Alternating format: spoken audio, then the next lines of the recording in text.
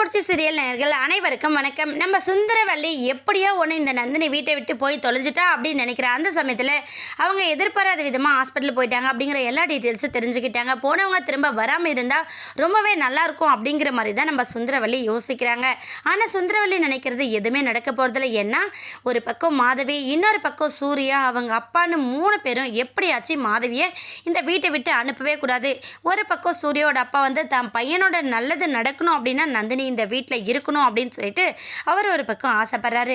இன்னொரு பக்கம் மாதவி சொல்லவே தேவையில்ல, நந்தினி இந்த வீட்டில் இருந்தால் மட்டும்தான் அம்மா சூர்யாவுக்கு இன்னொரு கல்யாணம் ஏற்பாடு பண்ண மாட்டாங்க. வரப்போறவ பெரிய அரசியல்வாதி பொண்ணையோ இல்லை எல்லாம் தெரிஞ்ச பொண்ணோ வந்தா அப்படின்னா நம்மளால பர்மனண்ட்டாக இந்த வீட்டில் தங்க முடியாது அப்படின்னு சொல்லிட்டு மாதவி ஒரு பக்கம் ஸ்கெட்ச் போடுறாங்க. இவங்க 2 பேரும் அவங்களோட தேவைக்காக இருக்கிறப்ப நம்ம சூர்யா சுந்தரவல்லி எங்கே இருந்தாலும் அசிங்கப்பட்டே ஆகணும், அவமானப்படணும், வசதியான வீட்டு பொண்ணு தானே நம்ம வீட்டு மருமகளாக வரணும்னுலாம் யோசிக்கிறாங்க. அதெல்லாம் எதுவுமே நடக்கக்கூடாதுன்னு சூர்யா ஒரு பக்கம் போட்டுட்ருக்காரு. இதையெல்லாம் தாண்டி சூர்யாவை நம்ம தான் கல்யாணம் பண்ணிக்கணும் அப்படின்னு சொல்லிட்டு அர்ச்சனா ஒரு பக்கம் வீட்டில் அமர்க்கலம் பண்ணிக்கிட்டு இருக்காங்க. ஒரு பக்கம் அவங்க அம்மா, அர்ச்சனா, இது எல்லாமே காரணம் நீ தான். ஆரம்பத்துலேருந்து நீ கரெக்டாக இருந்திருந்தா இப்போ இந்த அளவுக்கு போயிருக்காது. நீ அந்த நந்தினியை அப்போவே அடித்து துரத்திருக்கணும் வீட்டை விட்டு அப்படிங்கிற மாதிரி அர்ச்சனாவை நல்லா உசுப்பேற்றிக்கிட்டு இருக்காங்க.